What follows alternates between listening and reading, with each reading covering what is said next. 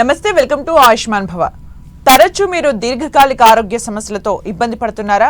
శ్వాస సంబంధిత వ్యాధులకు, సంతానలేమి, స్పాండిలైటిస్, జుట్టు మరియు చర్మ సమస్యలు, హెపటైటిస్, హెచ్ఐవి, హెర్పస్, ఆర్థరైటిస్, తలనొప్పి, అధిక బరువు, థైరాయిడ్ మొదలగు ఆరోగ్య సమస్యలపై వివరించేందుకు మనతో పాటు స్టూడియోలో ఉన్నారు హోమియోపతి రంగంలో గత 30 సంవత్సరాల అపార అనుభవం గడించిన ప్రముఖ హోమియో వైద్య నిపుణులు, బెస్ట్ డాక్టర్ అవార్డు గ్రహీత డాక్టర్ మధు వారణాసి గారు.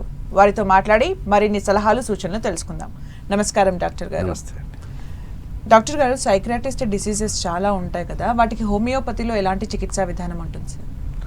అంటే మీకు సైకియాట్రిక్ కేసెస్ అనేసరికి చాలామందికి ఒక అవేర్నెస్ లేదు. ఎందుకంటే మీకు హోమియోపతిలో సైకియాట్రిక్ కేసెస్ ఏం హ్యాండిల్ చేస్తారులేండి అని. ఎందుకంటే చాలామంది పేషెంట్స్ కూడా మనకి ఏంటంటే అవి కాంప్లికేటెడ్ కేసెస్ ఒకటి, ప్లస్ ఒకసారి సెడేషను, అంటే ఓవరాల్గా డిస్టర్బెన్స్ ఎక్కువ ఉంటుంది పేషెంట్స్. కాబట్టి చాలామంది పేషెంట్స్ కూడా మీకు హోమియోపతికి అప్రోచ్ కావాలి అనే విషయం చాలామందికి తెలియదు.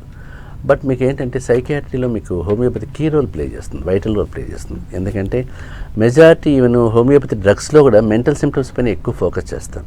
అంటే బేసిక్ కాన్స్టిట్యూషన్ హోమియోపతికి వెళ్ళినప్పుడు మెంటల్ సిమ్టమ్స్ పైన ఎక్కువ ఫోకస్ చేస్తాం. అంటే మెంటల్ సిమ్టమ్ అంటే మానసిక లక్షణాలు. మానసిక లక్షణాలపైన ఆధారపడి ట్రీట్మెంట్ ఇస్తే మాత్రం అది వండర్ఫుల్ ట్రీట్మెంట్. ఎందుకంటే అది ఇంకా గన్ షాట్ టైంలో స్టార్ట్ అయిపోతుంది హోమియోపతి. చాలా రిజల్ట్స్ చాలా వండర్ఫుల్గా ఉంటాయి మీకు. అందువల్ల మీకు ఇక్కడ ఏమవుతుంది, మీకు సైకియాట్రిక్ కేస్ పేషెంట్స్ కూడా చాలామందికి హోమియోపతికి అప్రోచ్ కావాలనే విషయం తెలియదు. కాబట్టి బట్ నన్ను అడిగితే కనుక ఫస్ట్ ఆఫ్ ఆల్ మీకు ఆ సైకియాట్రిక్ ఇష్యూ వచ్చిందంటే మాత్రం ఒక మంచి హోమియో డాక్టర్ కానీ అప్రోచ్ అయితే మాత్రం పరిష్కారము బాగుంటుంది, ఆ ట్రీట్మెంట్ అప్రోచ్ కూడా బాగుంటుంది. ఎందుకంటే మీకు నిద్రకు సెడేషన్ ఇవ్వకుండా హోమియోపతి సెడేటివ్స్ ఏమి ఉండవు కాబట్టి ఆ ప్లాన్ ఆఫ్ ట్రీట్మెంట్ చాలా వండర్ఫుల్గా పనిచేస్తుంది. అందువల్ల మీకు ఇక్కడ కాన్స్టిట్యూషన్గా వెళ్ళినప్పుడు మీకు ఆ మెంటల్ సిమ్టమ్స్ పైన వెళ్ళినప్పుడు మాత్రం హోమియోపతిలో మీకు ఇంకా చెప్పాలంటే ద బెస్ట్ అంటే రిసార్ట్ అనమాట. మీకు డిపెండ్ అయిపోవచ్చు హోమియోపతి పైన. సో ఎనీ సైకియాట్రిక్ ఇష్యూస్ ఏవైనా సరే పేషెంట్స్ అంటే మరి వైలెంట్గా ఉండేవి, అగ్రెసివ్ కాకుండా కూడా బట్ మేనేజబుల్గా ఉండే కేసు అయినా కూడా ముందు హోమియోపతి డాక్టర్ని అప్రోచ్ అయితే మనకు తప్పనిసరిగా పరిష్కారం ఉంటుంది. ఓకే, అలాగే డాక్టర్ గారు, ఏది చూసినా కొంతమంది ప్రతిదానికి ఓసిడి అని వాడుతూ ఉంటారు. నిజానికి అసలు ఓసిడి అంటే ఏంది, దానికి కూడా హోమియోపతిలో చికిత్సా విధానం ఉంటుంది? జనరల్గా మనకు ఓసిడి అనే ఒక వర్డ్ కూడా మీకు ఏంటి, అది మోస్ట్ అబ్యూజ్డ్ వర్డ్ లాగా అయిపోతుంది. ఎందుకంటే చాలామందికి నాకు ఓసిడి ఉంది అని చెప్పుకోవడం ఒక స్టైల్ లాగా అనిపిస్తుంది. అదేదో చెప్పడానికి ఏదో బాగుంది అనుకునే ఫీల్ కూడా ఉంటుంది పేషెంట్స్లో. బట్ ఓసిడి పేషెంట్స్ భరించడం చాలా కష్టం.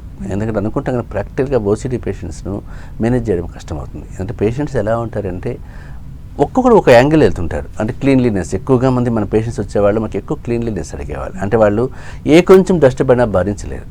వాళ్ళ మెంటాలిటీ ఎలా ఉంటుందంటే మీకు వాళ్ళు పెట్టిన ప్లేస్లో ఆ వస్తువు కన్నా పెట్టి వెళ్ళిపోయిన తర్వాత మళ్ళీ వచ్చిన తర్వాత దాని మూమెంట్ ఏమైనా రీప్లేస్ అయిందంటే మాత్రం తట్టుకోలేరు వాళ్ళు. అంటే నేను ఇక్కడ పెట్టిన పెన్ ఎవరు తీశారు, ఆ పెన్ ప్లేస్ అక్కడే ఉండాలి, ఏ పొజిషన్లో పెట్టానో అదే పొజిషన్లో ఉండాలి. ఈవెన్ క్యాప్ తీసి పెట్టారని కూడా ఆ క్యాప్ తీసి పెట్టే ఉండాలి. సో వాళ్ళు వచ్చి అది లేదు అనుకో తెలిస్తే మాత్రం చాలా ఇరిటేట్ అయిపోతారు, ఎక్సైట్ అయిపోతారు, వాళ్ళు తట్టుకోలేరు దాన్ని. అంటే ఓసిడీకి స్పెసిఫిక్ రీజన్ అని ఏం లేదు మీకు. అది ఎందుకంటే మనకేం అది హెరిటరీనా, క్లైమాటిక్ వేరియేషన్సా, ఫ్యామిలీ హెరిటరీనా అని చెప్పడానికి ఏం లేదు. కొన్ని ట్రిగ్గర్స్ మనలో జరిగే మెటబాలిక్ డిస్టర్బెన్సెస్ కావచ్చు, ఏమైనా స్పెసిఫిక్ రీజన్గా ఒక కాజిటివ్ ఫ్యాక్టర్ ఇవ్వలేము వీటికి మీకు. ఎందుకంటే మీకు అది ఒకసారి టెంపరీ ఫేజ్లోకి వెళ్ళచ్చు, కొందరు క్రానిక్ స్టేజ్కి కూడా వెళ్ళిపోవచ్చు. ఈవెన్ ఓసిడీతో చాలామంది పేషెంట్స్ వాళ్ళ కెరీర్ ఫిజికల్గా మెంటల్గా డిస్టర్బ్ అయిన వాళ్ళు చాలామంది ఉంటారు మీకు. అంటే మీకు ఇక్కడ ఏంటంటే ఆ ఓసిటీ పేషెంట్ కూడా మనం గుర్తుపట్టాలి. ఎందుకంటే ఆ పేషెంట్కి ఎలా ఉంది, ఇప్పుడు మనతోనే మాట్లాడుతున్నాం అనుకోండి, ఆ పేషెంట్ ఇప్పుడు మనమే మీరు ముందు కూర్చున్నారు, పెన్ అక్కడ పెట్టేసి కామ్గా మీరు అడుగుతున్నారు, వెళ్ళిపోతున్నారు అంతే. అదే ఓసిటీ పేషెంట్ ఆ ప్లేస్లో ఉంటే కనుక ఆ పెన్ను నువ్వు తుడుచుకుంటూ కూర్చోవడము, ఆ పేపర్ పక్కకి తీసుకోవడం, జరుపుకోవడం చేస్తూనే ఉంటారు. ఎందుకంటే తనకి డౌట్ వస్తుంది, ఆ పెన్ను ఎవరైనా తాకారేమో, నేను తాకేస్తానేమో ఇక్కడ, నేను వచ్చేసి అమ్మాయి కడుక్కున్నాం చేతులు పోయి అనే ఫీలింగే ఉంటుంది తప్ప ఆ భయంతో అమ్మాయి రెస్ట్లెస్నెస్ అయిపోతుంది. వాడికి ఫిజికల్గా మెంటల్గా రెస్ట్లెస్ ఉంటుంది. అదే మనం ఏం చేస్తాం, తుడుచుకోలేదు అనుకున్నాం, సరే పెన్ పక్కన పెట్టేసి క్లీన్ చేసి పక్కన పెట్టేస్తాం, మళ్ళీ వాడేసుకుంటాం, దాని పెద్ద ఇష్యూ కాదు. కానీ ఆ పేషెంట్ అది వాడలేరు అనమాట. మళ్ళీ ఏదో డౌట్ వస్తూనే ఉంటుంది, ఈ పెన్లో ఏదో సంథింగ్ రాంగ్ వచ్చింది, ఎవరో వాడేశారు, ఇక్కడ పెట్టేశారు ఇక్కడ అని చెప్పి. సో ఈ ప్రాబ్లం కంటిన్యూగా మేనిఫెస్ట్ అవుతూ ఉంటుంది వాళ్ళు. అందువల్ల అది కంటిన్యూటీ ఉంటుంది వాళ్ళకు. మనం ఒక చోట బ్రేక్ వేస్తే వాళ్ళది కంటిన్యూ అయిపోతుంటుంది. ఓవర్ థింకింగ్ ని మనం ఇందులోకి తీసుకొచ్చేసారు. ఓవర్ థింకింగ్ కంటే ఓవర్ యాంటిసిపేషన్స్, ఇది యాంగ్జైటీ, భయం ఆందోళన. వాళ్ళకు థింకింగ్ అనేది మీకు ఆలోచనలు వస్తాయి. అంటే వాళ్ళకు అంటే ఇది కాదు కాదు, వాళ్ళకి ఆ భయం వస్తుంది మీకు. ఆ పెన్కి ఏమైనా ఉండడం వల్ల బ్యాక్టీరియా ఫామ్ అయిందేమో, వైరస్ ఫామ్ వస్తుందేమో, నాకు ఏమైనా రోగం వచ్చేస్తుందేమో, సో ఆ పెన్ ఎవరు తాకారేమో, ఆ పేపర్ ఎవరు తాకారేమో, ఇవన్నీ డౌట్స్ ఉంటాయి మీకు. ఆ టేబుల్ పైన కూర్చోడానికి కూడా భయపడుతుంటారు వాళ్ళు కంటిన్యూగా. మనం అడ్జస్ట్ అయిపోయి కూర్చుందాం, ఏం పోతుంది, ఇప్పుడు ఇక్కడ వచ్చి కూర్చున్నాను కంఫర్టబుల్గా కూర్చునేస్తే చెప్పేసి వెళ్ళిపోతాను.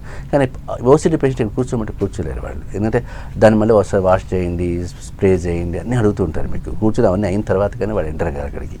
అలాంటి ఓసిడి పేషెంట్స్ కూడా మీకు హోమియోపతికి చాలా మంచి అప్రోచ్ ఉంటుంది. ఎందుకంటే రెగ్యులర్గా నేను చూసే కేసులు చాలామంది ఓసిడి వాళ్ళు వస్తుంటారు కాబట్టి యంగ్ జనరేషన్ ఎక్కువగా ఉంటుంది ఓసిడిలో.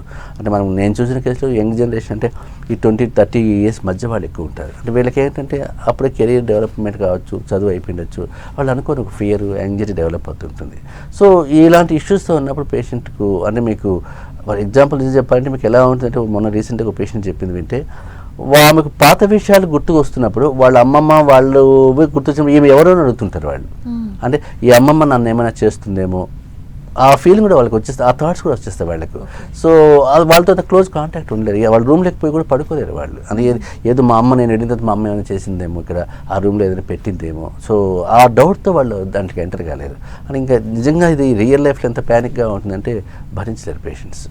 అందువల్ల మీకు ఓసిడి పేషెంట్స్ ఎప్పుడు కూడా మనము పర్ఫెక్ట్గా హ్యాండిల్ చేసుకొని కొంచెం కౌన్సిలింగ్ ఇచ్చి మేనేజ్ చేస్తే మాత్రం హోమియోపతికి అప్రోచ్ కూడా చాలా ఎఫెక్టివ్గా ఉంటుంది, చాలా బాగా పనిచేస్తుంది. అలాగే సార్, డిప్రెషన్ గురించి కూడా మనం తరచూ వింటూ ఉంటాం. డిప్రెషన్కి కారణాలు ఏముంటాయి? హోమియోలో డిప్రెషన్ నుంచి బయటపడాలంటే ఎలాంటి చికిత్సా విధానాలు? డిప్రెషన్ అనే వర్డ్ కూడా మనకు కామన్గా యూజ్ చేసేవాడు, ఏదైనా ఎక్కువగా మనం వాడుతూ ఉంటాం. కొంచెం వచ్చినా నాకు డిప్రెసివ్గా ఉందిరా, నాకు డిప్రెషన్ లాగా ఉంది, ఎందుకు డిప్రెసివ్గా ఉన్నావే అని అడగడం కూడా మనకు రొటీన్ టాక్ అనిపిస్తుంది మనకి, అది నిజం చెప్పాలంటే. బట్ ఇక్కడ ఏంటంటే డిప్రెషన్ ఎందుకు అనే దానికి కూడా ఒక రీజన్ చెప్పాలి. అంటే ఈ సైకాట్రిక్ కేసులో మీకు స్పెసిఫిక్ రీజన్స్ ఏమి ఇవ్వలేము మనం. ఎందుకంటే టెండెన్సీ ఫ్యామిలీలో ఎప్పుడైనా మనకు డిప్రెషన్ పేషెంట్ అందరికి వచ్చాడు అంటే కామన్గా మనం ఏమడుగుతుంటాం, ఫ్యామిలీ హెరిడిటరీ ఏమైనా ఉందా, ఏమైనా డిసప్పాయింట్మెంట్ ఏమైనా జరిగిందా, ఫెయిల్యూర్ ఏమైనా జరిగిందా, నచ్చిన గ్రీఫ్ ఏదైనా జరిగిందా, డెత్ ఏమైనా జరిగిందా ఫ్యామిలీలో, ఇలాంటి ఇష్యూస్ ఏమైనా లవ్ అఫేర్స్ ఫెయిల్యూర్ అయినాయా, నచ్చలేదా, కెరీర్ ఏమైనా ఫ్లాప్ అయిందా, ఇలాంటివే కామనిస్ట్ రీజన్స్ అనమాట, కామనిస్ట్ ట్రిగర్ ఫ్యాక్టర్స్ ఇవన్నీ కూడా. ఇలాంటి ఇష్యూస్లో మీకు అక్యూట్గా కొన్ని రోజులు ఉండే డిప్రెషన్ వేరు, క్రానిక్ డిప్రెషన్ వేరు అయిపోతుంది. మీకు chronic depression patients maximum suffer అవుతారు బాగానే, సో దాంతో బాగా ఇబ్బంది పడుతుంటారు. బట్ డిప్రెషన్ పేషెంట్కి ఎప్పుడు కూడా మనకు కౌన్సిలింగ్ చాలా ఇంపార్టెంట్. ఎందుకంటే తను ఇంటర్నల్గా తను ఏం సఫర్ అవుతున్నాడు అనేది మనం ఎవాల్యుయేట్ చేయాలి. అంటే తనకు ఎంత సఫర్ అవుతున్నాడు, ఏమైనా సప్రెస్డ్ ఎమోషన్స్ ఏమైనా జరిగాయా, సప్రెస్డ్ గ్రీఫ్ ఏమైనా జరిగిందా, డిసప్పాయింట్మెంట్ జరిగిందా, లవ్ అఫేర్స్ ఏమైనా జరిగాయా, కెరీర్లో ఏమైనా దెబ్బతిన్నాడా, తనకు నచ్చింది జరగలేదా, ఇవన్నీ కూడా మీకు మల్టిపుల్ రీజన్స్ వస్తాయి మీకు డిప్రెషన్లో. ఒక రీజన్ నేను చెప్పలేము అనమాట. ఎవరు ఎటు అయినా పోవచ్చు, అటైనా రావచ్చు కాబట్టి. బట్ డిప్రెషన్ పేషెంట్తో మనం మాట్లాడేటప్పుడు మాత్రం ఒక 20 minutes మాట్లాడే, ఒక హాఫ్ అన్ అవర్తో కౌన్సిలింగ్ చేసుకోవాలి పేషెంట్ను. చేసుకుని తను ఓపెన్గా చెప్పగలుగుతారు. కానీ ఇక్కడ ఏమవుతుందంటే డిప్రెషన్ పేషెంట్ వెంట అటెండెంట్స్ ఉంటారు మీకు, తప్పనిసరిగా వాళ్ళ పేరెంట్స్, అమ్మో నాన్న వస్తారు. ఈ అమ్మ నాన్న వచ్చినప్పుడు మీకు ఏమవుతుంది, వాళ్ళ చెప్పలేకపోవచ్చు. వాళ్ళు కాల్ తీసుకుందాం. ఒక కాలర్ రెడీగా ఉన్నారు, రవికుమార్ అని. హలో అండి రవికుమార్ గారు. హలో అండి, మాట్లాడండి డాక్టర్ గారితో. హలో సార్, చెప్పండి. నమస్తే సార్. నమస్తే సార్, నాకు తరచుగా ఈ మధ్య కొంచెం హెడేక్ బాగా ఎక్కువ సార్. ఓకే. అంటే ఎదువరకు మీరు వరకు దాన్ని మరి రిపోర్ట్ అర్థం కావాలి. మైగ్రేన్ అన్నారా? నెగిటివ్ థాట్స్ అది సార్. అంటే హెడేక్ ఉంది, నెగిటివ్ థాట్స్ రెండు వస్తున్నాయా? అవును సార్. అంటే మీకు హెడేక్తో వచ్చే నెగిటివ్ థాట్స్ వల్ల మీకు హెడేక్ వస్తుంది కామన్. ఎందుకంటే మీకు ఎక్కువగా ఓవర్ థింక్ చేసుకోవడము, యాంగ్జైటీ ఎక్కువ కావడము, యాంటిసిపేషన్స్ ఎక్కువ కావడము, అలా ఉన్నప్పుడు మీకు హెడేక్ వచ్చే ఛాన్స్ ఉంటుంది. మైగ్రేన్ హెడేక్ మళ్ళీ వేరే అయిపోతుంది మీకు. మైగ్రేన్లో మీకు ఏంటంటే యాంగ్జైటీతో వచ్చే హెడేక్ కంటే కూడా వామిటింగ్ సెన్సేషన్ ఉంటుంది, ఇంటాలరెన్స్ ఉంటుంది, సౌండ్ ఇంటాలరెన్స్ ఉంటుంది, లైట్ ఇంటాలరెన్స్ ఉంటుంది. ఇవన్నీ కూడా మీకు మైగ్రేన్లో వస్తుంటాయి. సో ఫస్ట్ ఆఫ్ ఆల్ మీరు అది మైగ్రేన్ హెడేకా, కంజెస్టివ్ హెడేకా, లేకపోతే యాంగ్జైటీతో వచ్చిన హెడేక్ అనేది ఒకసారి ఎవాల్యుయేట్ చేస్తే బాగుంటుంది. మీకు దగ్గరలో ఒక మంచి హోమియో డాక్టర్, క్వాలిఫైడ్ డాక్టర్ ఉంటే అప్రోచ్ కాండి. ఒకసారి కుదరకపోతే ఎక్కడ తగ్గలేదు అనుకుంటే మాత్రం ఒకసారి నన్ను కలవండి, పరిష్కారం ఇస్తాను. ఎందుకంటే మీకు అది యాంగ్జైటీ డ్యూ టు యాంగ్జైటీనా, due to emotional disturbances, due to family life, due to dietic variations వల్ల అనేది మనం హ్యావ్ టు ఎవాల్యుయేట్ కదా. ఎందుకంటే అవేం లేకుండా చెప్పడం కష్టం మీ కేసులో. బట్ ఏదైనా సరే యాంగ్జైటీ అనుకుంటే మాత్రం మీకు హోమియోపతి ట్రై చేయండి. యాంగ్జైటీకి మంచి హోమియో డ్రగ్స్లో చాలా బాగుంటాయి, మీకు ఎఫెక్టివ్గా ఉంటాయి, భయపడాల్సిన అవసరం లేదు. అలాగే డాక్టర్ గారు డిప్రెషన్లో చికిత్సా విధానాల గురించి మాట్లాడుతున్నాం. సో అలాంటప్పుడు మీకు ఏమవుతుంది, మీకు డిప్రెషన్ మనం ఒకసారి పేషెంట్ కౌన్సిలింగ్ చేస్తే తను చెప్పగలుగుతాడు. అంటే ఇప్పుడు ఎగ్జాంపుల్ నేను నా దగ్గర ఒక అమ్మాయి వచ్చింది అనుకో డిప్రెషన్. ఆ అమ్మాయి చాలా యాక్టివ్గా ఇంటెలిజెంట్, బట్ కెరీర్ వైజ్ అమ్మాయి చదువు విషయంలో చాలా బ్యాక్వర్డ్. అంటే మంచి మార్క్స్ సంపాదించుకోలేదు, 30-40% వస్తే ఎక్కువగా ఉంటుంది. కానీ చదువులో ఫ్లూయెన్సీ ఉంటుంది, నాలెడ్జ్ ఉంటుంది, ఎనలైజ్ చేస్తుంది, డిస్కషన్స్ బాగుంటాయి.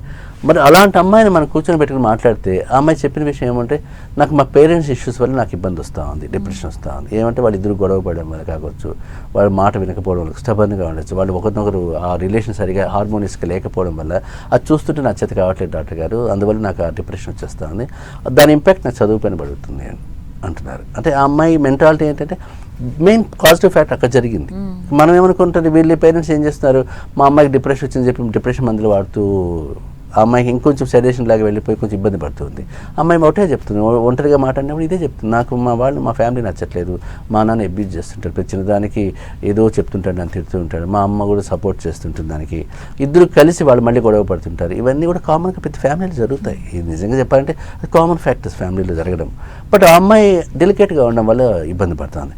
ఆ ఇష్యూ అమ్మాయికి పక్కకు తీసి మీరు కొంచెం కేర్ఫుల్గా ఉండండి, ఆ అమ్మాయితో కొంచెం అఫెక్షనేట్గా ఉండాలని చెప్పిన తర్వాత వాళ్ళ బిహేవియర్ మారిన తర్వాత ఆమె డిప్రెషన్ తగ్గేసి ఇప్పుడు సీఏకి ప్రిపేర్ అవుతూ ఉంది. అంటే ఇంటర్మీడియట్ పాస్ కావడానికి కష్టపడిన అమ్మాయి సీఏకి ప్రిపేర్ కావడానికి చాలా కష్టం. సీఏ ఇంకా టఫ్గా ఉంటుంది వాళ్ళకి. ఇంకా అలాంటి సీఏలో జాయిన్ అయిపోయి నేను వచ్చి సీఏలో జాయిన్ అవుతున్నాను డాక్టర్ గారు, చదవగలుగుతున్న నమ్మకం నాకు ఉందని చెప్తాను. అది అక్కడ మీకు ఏమైంది, మీకు పేరెంటల్ కౌన్సిలింగ్ జరిగింది, హోమియోపతి ట్రీట్మెంట్ జరిగింది. హోమియోపతి ట్రీట్మెంట్ వల్ల ఏమైంది, ఆ థాట్స్ రాకుండా ఆపేసాం, నెగిటివ్ థాట్స్ రాకుండా, ఇంపల్సెస్ రాకుండా, ఆ నెగిటివ్ ఇంపల్సెస్ రాకుండా అక్కడ బ్రేక్ చేసేసాం. ఆ బ్రేక్ చేయడం వల్ల అమ్మాయికి ఏమైందంటే ఆ థాట్స్ రానప్పుడు మీకు అమ్మాయి మైండ్ కామ్గా అయిపోతుంది, కామ్గా ఉంటుంది కాబట్టి. సో ఇది ప్యారల్గా రెండు జరగడం వల్ల ట్రీట్మెంట్ పార్ట్లో ఆ అమ్మాయి ఇప్పుడు హ్యాపీగా ఉంది. ఇప్పుడు ఆ అమ్మాయి తన సమస్య మర్చిపోయి తన వేరే వాళ్ళ రిలేటివ్ సమస్య తీసుకొచ్చుకుంటాను, ఆ అబ్బాయికి ఇలా బాగలేదు, ఆ అబ్బాయి ప్రాబ్లం ఉంది డాక్టర్ గారు మీరు చెప్తారా, ఇవన్నీ అడుగుతా అంటే తన ప్రాబ్లం పక్కకి వెళ్ళిపోయింది. అది దాన్ని బట్టి చూస్తే మీకు హోమియోపతి ట్రీట్మెంట్ ఎంత బాగా పనిచేస్తుంది దానికి అది ఒక లైవ్ ఎగ్జాంపుల్స్ ఇవన్నీ కూడా మీకు. అది మెయిన్ ఇక్కడ. మరో కాలర్ మహాలింగం రెడీగా ఉన్నారు. హలో అండి మహాలింగం గారు. నమస్తే అండి, మాట్లాడండి డాక్టర్ గారితో. చెప్పండి.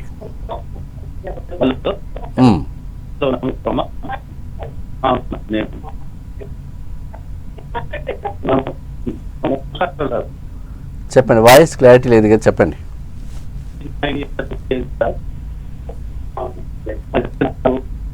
సరే, కాల్ చాలా డిస్టర్బెన్స్గా ఉంది. అలాగే డాక్టర్ గారు ఇన్ఫర్టిలిటీ సమస్య కూడా చాలా చూస్తూనే ఉన్నాం, దానికి రీజన్స్ ఏంటండి? జనరల్గా మనకి ఇన్ఫర్టిలిటీ సమస్య అనేది కూడా ఈ మధ్య కామన్ సమస్య అయిపోయింది. మెజారిటీ కపుల్స్లో ఇది ఫేస్ చేస్తూ ఉన్నారు.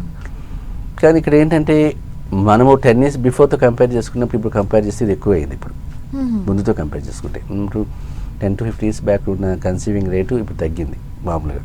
దానికి కామన్ రీజన్స్ చాలా ఉండొచ్చు మీకు. అంటే మేజర్ రీజన్ ఏమంటే లేట్ మ్యారేజెస్.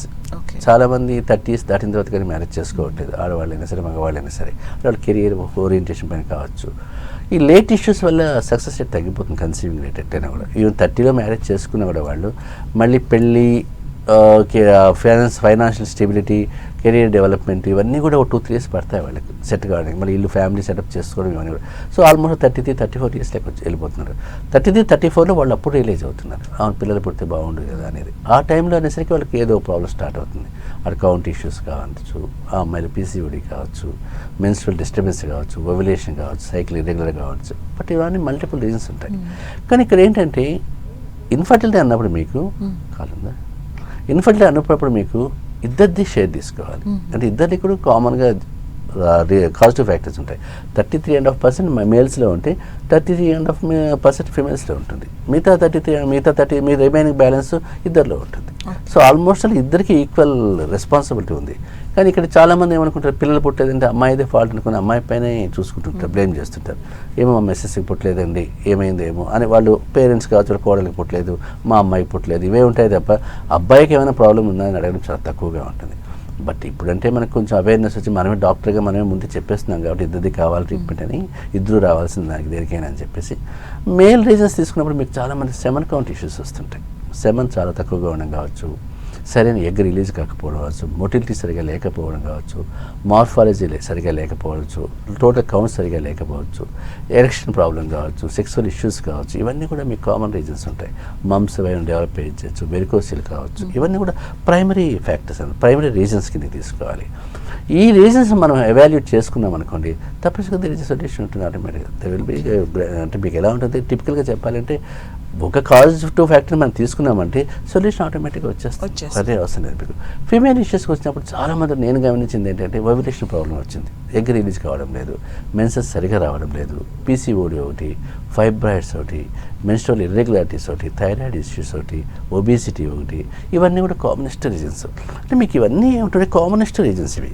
ఈ కామన్ రీజన్స్ని మనం కనుక స్క్రూటినీ చేసుకున్నాం కరెక్ట్గా అనుకుంటే తప్పనిసరిగా పరిష్కారం ఉంటుంది, భయపడాల్సిన అవసరం లేదు. బట్ పేషెంట్స్ చాలామంది ఏంటంటే, నేను జనరల్గా వీళ్ళకి చెప్పేది అంటే ఒక ఏజ్ వచ్చిన తర్వాత మనం ప్లాన్ చేసుకోవాలి. కన్సీవింగ్ రేట్ తగ్గుతూ వస్తుంది. ఇప్పుడు 31, 32, 33 ఏజ్ కన్సీవింగ్ రేట్ తగ్గుతుంది. చాలామంది ఏమనుకుంటారు 33 పెద్ద రేట్ కాదు, పెద్ద ఏజ్ కాదు కదా అనుకుంటారు. ఇప్పుడు మీకు 25లో పెళ్లి చేసుకున్న అమ్మాయికి ఇమీడియట్గా 2-3 నెలల కింద ప్రెగ్నెన్సీ వచ్చేస్తూ ఉంది. ఎందుకంటే ఆ అమ్మాయి ఎగ్ రిలీజ్ అయ్యే ఛాన్స్ ఏరియాస్ చాలా ఎక్కువగా ఉంటాయి, మీకు హైయెస్ట్ సక్సెస్ రేట్ ఉంటుంది అక్కడ. అదే 32, 33 వచ్చిన వాళ్ళకి వాళ్ళు అంటే ట్రయల్స్ వేస్తుంటారు, 1 year నుంచి ట్రై చేస్తున్నాము మాకేం కాలేదని. ఎప్పుడైనా సరే ఇన్ఫర్టిలిటీ సమస్య మీకు 1 year పాటు వాళ్ళు ఎలాంటి ప్రికాషన్స్ తీసుకోకుండా మామూలుగా ఏవి ఇంటర్కోర్స్కు ఎలాంటి ప్రికాషన్స్ తీసేసుకుండా ప్లాన్ చేసుకున్న పిల్లలు పుట్టలేదు అంటే మాత్రం దాన్ని ఇన్ఫర్టిలిటీ సమస్యగా తీసుకోవాలి. 1 year పాటు ట్రై చేసినా మేము అన్ని మెథడ్స్ వాడాం బట్ పిల్లలు పుట్టలేదు అనుకుంటే మాత్రం దాన్ని ఇన్ఫర్టిలిటీ సమస్యగా తీసుకోవాలి. అప్పుడు వాళ్ళు ఫోకస్ చేసుకోవాలి, అంటే ఇంకా ట్రీట్మెంట్ పార్ట్లకు వెళ్ళాలి. ఎందుకంటే ఇంకా నెగ్లెక్ట్ చేయడం మంచిది కాదు, ఏదో పుట్టేస్తారులే ఏమవుతుంది అనుకోవడం తప్పు. అంటే మీకు మళ్ళీ దానికోసం ఐవీఎఫ్ చుట్టూ తిరగాల్సి వస్తుంది. కాబట్టి అందువల్ల మీకు కామనెస్ట్ రీజన్స్ని కన్నా ఎవాల్యుయేట్ చేసుకుంటే మనము ట్రీట్మెంట్ పార్ట్ ఈజీగా ఉంటుంది, సక్సెస్ రేట్ ఈజీగా ఉంటుంది. అలాగే మీరు ఐవీఎఫ్ అని అన్నారు కాబట్టి ఐవీఎఫ్, ఐయుఐ ఇందులో ఈ మెథడ్స్లో కూడా రిజల్ట్స్ 100% రావు కొన్ని కేసెస్లో. మరి హోమియోపతిలో రిజల్ట్ ఉంటుంది సార్? అంటే మీకు ఇక్కడ ఏంటి ఐయుఐ చేసుకున్న వాళ్ళు ఐవీఎఫ్ అనేది కామన్గా చాలామంది పేషెంట్స్ వెళ్ళేది. అంటే ఫస్ట్ ఆప్షన్ దానికి వెళ్ళిపోతారు. పిల్లలు పుట్టలేదంటే ఇంక ప్రైమరీ ఆప్షన్ అక్కడికి వెళ్ళిపోతారు. డాక్టర్ని కలిసిన తర్వాత వాళ్ళు ఐయుఐ కానీ ఐవీఎఫ్ కానీ చెప్తారు, ప్రొసీడింగ్స్కి వెళ్ళిపోతారు చాలామంది కూడా. బట్ ఇక్కడ ఏంటి నేను చూసిన కేసుల్లో 70% ఆఫ్ కేసెస్ ఐవీఎఫ్ ఫెయిల్ అయిన తర్వాత నా దగ్గరికి వచ్చిన వాళ్ళందరూ కూడా ఐవీఎఫ్ 2 సార్లు 3 సార్లు చేసుకున్న వాళ్ళు వీళ్ళంతా కూడా. అంటే దీని అర్థం ఏంటి, ఐవీఎఫ్ ఫెయిల్ అయినా మన దగ్గరికి వచ్చిన తర్వాత సక్సెస్ అయిన వాళ్ళు ఉన్నారంటే because of nature's law of cure అనమాట. అంటే హోమియోపతి నేచర్స్ పైన జరిగింది. ఇక్కడ నేనేమీ ఐయుఐ వాడలేదు, ఐవీఎఫ్ ట్రై చేయలేదు కదా, జస్ట్ సింపుల్గా హోమియోపతి పిల్స్ ఇచ్చాం, మెడిసిన్స్ ఇచ్చాం, కన్సీవ్ అయిపోయారు అంతే. అంటే మీకు ఇక్కడ ఏం చెప్తున్నానంటే ఐవీఎఫ్ వాడినా సక్సెస్ కానీ పేరెంట్స్ మన దగ్గరికి వచ్చినప్పుడు సక్సెస్ అయ్యింది అంటే అర్థం ఏంటంటే హోమియోపతి పర్ఫెక్ట్గా జరిగింది అక్కడ. అంటే మెథడ్ ఆఫ్ ట్రీట్మెంట్ పర్ఫెక్ట్గా ఉందన్నమాట. అందువల్ల మీకు సరైన డాక్టర్ కన్నా మీరు అప్రోచ్ కావాలి, సరైన ఒక మంచి డాక్టర్ని అప్రోచ్ కావాలి. అప్రోచ్ అయితే ఈ ప్రాబ్లం సాల్వ్ అయిపోతుంది. అందులో ఐయుఐకి వెళ్ళే ముందు కానీ ఐవీఎఫ్ వెళ్ళే ముందు కానీ ఒక్కసారి మంచి హోమియో డాక్టర్ మీరు కలిస్తే కన్నా తప్పనిసరిగా పరిష్కారం ఉంటుంది, భయపడాల్సిన అవసరం లేదు. మరో కాలర్ మహాలింగం రెడీగా ఉన్నారు, మాట్లాడదామండి. హలో అండి మహాలింగం గారు, మాట్లాడండి డాక్టర్ గారితో. నమస్కారం సార్. నమస్తే, చెప్పండి. నాకు మోకాళ్ళల్లో నొప్పి ఉంది సార్. తర్వాత మెడల్లో నొప్పి ఉన్నది కొంచెం. ఓకే. ఆ తర్వాత నడుముల్లో నొప్పి ఉన్నది. ఓకే. నడుముల్లో నొప్పి ఉన్నది సార్. ఓకే. దీనికి హోమియోపతిలో మందు తీసుకున్నాం సార్. మీకు నొప్పులే అంటున్నారు కదా, పెద్దగా దాని గురించి పెద్ద ఆలోచన అవసరమే లేదు మీకు. ఎందుకంటే సయాటిగా డిస్క్ సమస్య లాంటివి అసలు చేతితో ఎత్తుకుని కూర్చొని పెడుతుంటారు పేషెంట్స్, వాళ్ళే హ్యాపీగా ఉన్నారు 1 month తర్వాత. సో మీరు మామూలు నొప్పులే అంటున్నారు కదా, పెద్దగా భయపడేది ఏముందండి. ఒక మంచి హోమియో డాక్టర్ని కన్సల్ట్ కండి, తప్పనిసరిగా పెయిన్స్ తగ్గిపోతాయి, పెద్దగా భయపడాల్సిన అవసరం లేదు. అలాగే ఆటిజం కూడా ఈ మధ్యకాలంలో చిన్నపిల్లల్లో బాగా చూస్తున్నాం, దానికి రీజన్ ఏంటి డాక్టర్ గారు? ఆటిజం సమస్య కూడా ఈ మధ్య ఎక్కువగా కనిపిస్తుంది. ఎక్కువగా మనకి ఎన్ఆర్ఎస్ చూస్తుంటాం ఎక్కువగా. అంటే మనకు వచ్చిన పేషెంట్స్ కూడా ఆల్మోస్ట్ అక్కడ యూఎస్ కానీ వేరే ఫారిన్ కంట్రీస్లో ఉండి పుట్టారు, అక్కడ ఈ ప్రాబ్లమ్స్ ఫేస్ అయ్యి వస్తున్నారు అని చెప్పేసి. అంటే మీకు అట్లనే స్పెసిఫిక్గానే కాదు, ఫారిన్ కంట్రీస్ అంటే అక్కడ అది ఎన్విరాన్మెంట్ కావచ్చు, అక్కడ పేరెంట్ కేర్ కావచ్చు, ఇవన్నీ కూడా మేజర్ ట్రిగర్ ఫ్యాక్టర్స్. ఎందుకంటే అక్కడ ఏమవుతుంటే వాళ్ళు డ్యూటీకి వెళ్ళిపోవడం, పిల్లలతో మాట్లాడలేకపోవడము, ఎప్పుడు ఫోన్ టీవీని ఇచ్చేసి చూస్తూ ఉండమని చెప్పడము, అంటే ఒక పేరెంట్ అటెండెన్స్ లేకపోవడం వల్ల మీకు ఏమవుతుంది, ఆ పిల్లాడికి ఆటోమేటిక్ డెవలప్మెంట్ ఆగిపోతుంది. అంటే స్కిల్స్ కానీ, కమ్యూనికేషన్ స్కిల్స్ కానీ, స్పీచ్ కానీ ఆగిపోతాయి. అందువల్ల ఎక్కువగా మనం ఆటిజం పిల్లలు అక్కడే చూస్తున్నాం. మన దగ్గరికి వచ్చేసరికి ఏమవుతుందంటే ఎవరో ఒకరు ఫ్యామిలీ వాళ్ళు ఉంటారు, ఇక్కడ పేరెంట్స్ వాళ్ళ ఫాదర్ మదర్ ఉంటారు, వాళ్ళు మాట్లాడుతూనే ఉంటారు పిల్లలతో. కాబట్టి సో ఇక్కడ డెవలప్మెంట్ ఈజీగానే ఉంటుంది మీకు. బట్ ఈ ఆటిజానికి కూడా మీకు ఏం స్పెసిఫిక్ రీజన్ ఏం లేదు. ఏమైనా ఇన్ఫెక్షన్స్ కావచ్చు, హెరిడిటరీ కావచ్చు, సో అలాంటివి ఏమైనా కావచ్చు అని చెప్పలేము తప్ప గన్ షాట్గా ఈ రీజన్ అని చెప్పలేము. బట్ మీకు ఏంటంటే ఆటిజం పిల్లాన్ని గమనించాలి తప్పనిసరిగా. పిల్లాడు పుట్టిన తర్వాత 6 months ఆ టైంలో మీకు 6 months 6 to 2-3 years మధ్యలోనే మీకు సిమ్టమ్స్ బాగా డెవలప్ అవుతుంటాయి. 6 months అయినా 8 months అయినా పిల్లలు డెవలప్మెంట్ అంటే 2 words మాట్లాడలేకపోవడం కానీ, చెప్పిన రెస్పాండ్ కాకపోవడం, అసలు మనం పిలిచామనుకున్న పేరుతో రెస్పాండ్ కాడ పిల్లాడు తన పని తను చేసుకుంటూ ఉంటాడు, ఒకే పని పైన ఫోకస్ చేస్తుంటాడు, కాన్సన్ట్రేషన్ ఉండదు. అంటే ఓవరాల్గా ఇప్పుడు ఏం చేస్తున్నారు అని మనం అడిగాం, పిల్లాడి పేరుతో పిలిచామనుకోండి, ఆ పిల్లాడు మన పక్క చూడడు, ఇలా చూసి మాట్లాడు, ఎక్కడో వాళ్ళు చూస్తుంటాడు, తన పని పైన చేసిన పని రిపీటెడ్గా చేస్తూ ఉంటాడు. కమ్యూనికేషన్ స్కిల్స్ కూడా స్లోగా అయిపోతుంటాయి, ఈవెన్ అకాడమిక్ స్కిల్స్ కూడా డెవలప్ కావాలన్నమాట.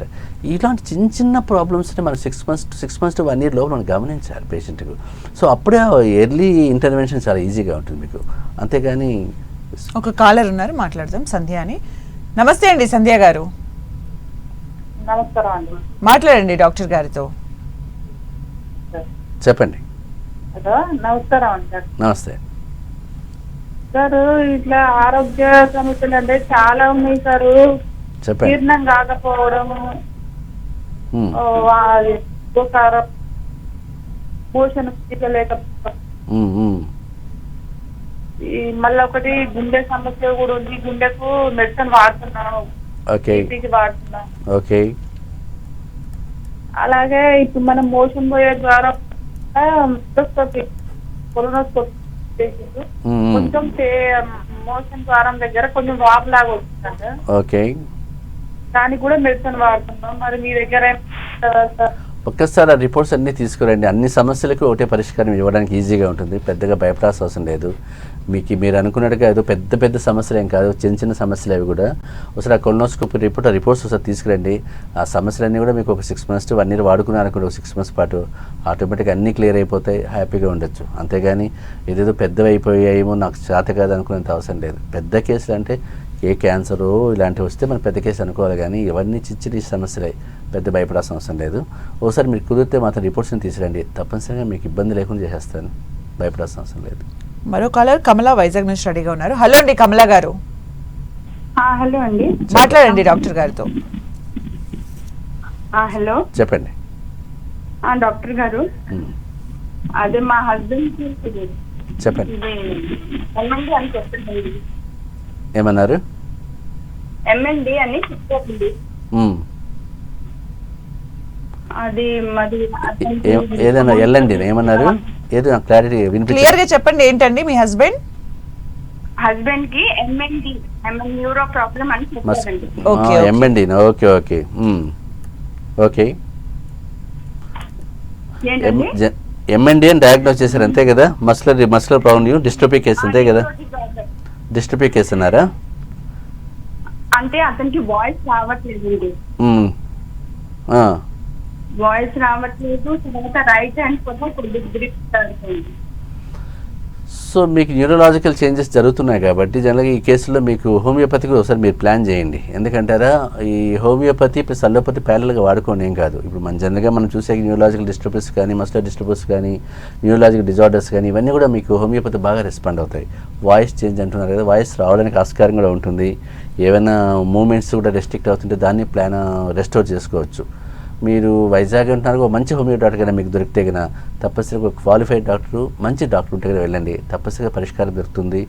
లేదు ఎందుకు వచ్చిన ప్రాబ్లం అనుకుంటే ఒకసారి మీరు నా దగ్గరికి వచ్చినా నేను పరిష్కారం చూపిస్తాను, లేదన్నా మీరు ఒకసారి వీడియో కాల్ చేయండి, దాంతో మాట్లాడతాను. ఎందుకంటే ఇవన్నీ కూడా చిన్న కేసులు కాదు కాబట్టి ఇంకొక దగ్గరికి వెళ్ళండి నేను చెప్పడానికి కూడా బాగుండదు అది. సో ఒక ఎక్స్పర్ట్ డాక్టరే హ్యాండిల్ చేయాలి ఇవన్నీ కూడా. ఒకసారి మీకు కుదిరితే రండి, రాలేకపోతే ఒకసారి వీడియో కాల్ తీసుకోండి, నేను మాట్లాడతాను, తప్పనిసరిగా పరిష్కారం చూపిస్తాను, పెద్దగా భయపడాల్సిన అవసరం లేదు. అలాగే మీరు 2 రాష్ట్రాల్లో కూడా ప్రముఖ హోమియోపతి డాక్టర్, మీరు ఫైనల్గా అంటే ప్రేక్షకులు ఎలాంటి సలహాలు ఇస్తారు? అంటే నేను చెప్పేది ఏమంటే, ఏ సమస్య వచ్చినా కూడా ఫస్ట్ తొందరపడి భయపడాల్సిన అవసరం లేదు. అది సర్జికల్ ఇష్యూ కావచ్చు, మెడికల్ ఇష్యూ కావచ్చు, ఏదైనా సరే. ఎందుకంటే మనం చూసే నేను 90% ఆఫ్ కేసెస్ అన్ని కూడా కాంప్లికేటెడ్ కేసెస్. ఎక్కువగా నేను చూసిన సర్జికల్ కేసులే. Okay. క్యాన్సర్ ఇష్యూస్ కావచ్చు, బ్యాక్ పెయిన్ కావచ్చు, వీటికి అందరూ సర్జరీ చెప్పిన వాళ్ళే. సర్జరీ చెప్పాలి, కీమో కావాలి, రేడియేషన్ కావాలి, హెచ్ఐవి పేషెంట్స్ వీళ్ళందరినీ అలాంటి కేసులే నేను చూస్తాను ఎక్కువగా. సో వీటికి అన్నిటికీ సొల్యూషన్ దొరుకుతుంది మనకు. తొందరపడి పేషెంట్స్ ఎప్పుడు కూడా ఏదో వెళ్ళిపోవాలి అర్జెన్సీ అనుకోవడం లేదు. ఒక మంచి డాక్టర్ కోసం వెతుక్కుంటే కదా తప్పనిసరిగా పరిష్కారం దొరుకుతుంది. సరైన డాక్టర్ని ఎంచుకోవాలి. అక్కడ సరైన డాక్టర్ని ఎంచుకోకపోవడం వల్ల వీళ్ళ పేషెంట్స్ ఏం చేస్తారు, మిస్టేక్ చేస్తుంటారు. ఇప్పుడు మన హోమియోపతి తీసుకోండి నేను చెప్పాను అనుకోండి, ఎక్కడో మామూలు హోమియో దగ్గరికి వెళ్ళిపోయి ఏదో చెప్పి అక్కడ ఇచ్చారు ఇక్కడ ఇచ్చారని చెప్పి వాడేస్తారు. హోమియోపతి పని చేయలేదండి మాది 6 months వాడాం వేస్ట్ అండి అంటారు. అక్కడ వాళ్ళు పోయింది అంటే సరైన డాక్టర్ని ఎంచుకోలేకపోయారు. ఒక క్వాలిఫైడ్ డాక్టర్ ఉండాలి, ఒక రిప్యూటెడ్ డాక్టర్ ఉండాలి, రెనౌండ్ డాక్టర్ ఉండాలి. దానికి ఎందుకంటే మీకు వందల లక్షల కేసులు చూసినప్పుడు మనకి ఏమవుతుంది, ఒక గ్లాన్స్లో చెప్పేయచ్చు. పేషెంట్ మొహం చూస్తే మనం చెప్పేయచ్చు ఈ కేసు ఏంటి అనేది. అలాంటి డాక్టర్ దగ్గర కాకుండా ఏదో 10 కేసులు చూసిన డాక్టర్ దగ్గరికి వెళ్ళిపోయి లేదంటే ఏదో అక్కడ గుళ్ళో ఇచ్చారు అక్కడ ఇచ్చారని చెప్పి మందులు వాడేస్తే దానివల్ల వచ్చిన అడ్వాంటేజ్ ఏం లేదు. ఇప్పుడు హోమియోపతిలో పీజీ ఎండీ చేసిన వాళ్ళు ఉన్నారు, పిహెచ్డీ చేసిన వాళ్ళు కూడా ఉన్నారు. సో ఎంతమంది ఉన్నప్పుడు మీకు వాళ్ళు ఇట్లేట్ చేసుకోవాలి. సరైన డాక్టర్ అనేది ఫస్ట్ చేసుకోవాలి. సెలెక్షన్ ఆఫ్ డాక్టర్ చాలా ఇంపార్టెంట్. సెలెక్షన్ ఆఫ్ డాక్టర్ సరిగ్గా లేకపోతే మాత్రం ఏ సిస్టమ్ అయినా వేస్ట్ ఎక్కడ అంతే కదా. అదే మీ చిన్న టీవీ కోసమే 10 షాపులు దొరుకుతారు, ఒక 1000 రూపాయలు తగ్గుతుందా లేదా అనేది. ఒక మంచి డాక్టర్ కోసమే తిరగాలి. తిరిగిగానే వస్తే కన్నా తప్పనిసరిగా పరిష్కారం ఉంటుంది. థ్యాంక్ యూ సో మచ్ అండి. నేను అడిగిన ప్రశ్నలకు సమాధానాలు చెప్తూ కాలర్స్కి కూడా ఆన్సర్ చేశారు. Thank you so much. చూశారు కదండి, ఇది వాళ్ళ ఆయుష్మాన్ భవ కార్యక్రమం. మరో అంశంతో మళ్ళీ కలుద్దాం. Keep watching 10 TV.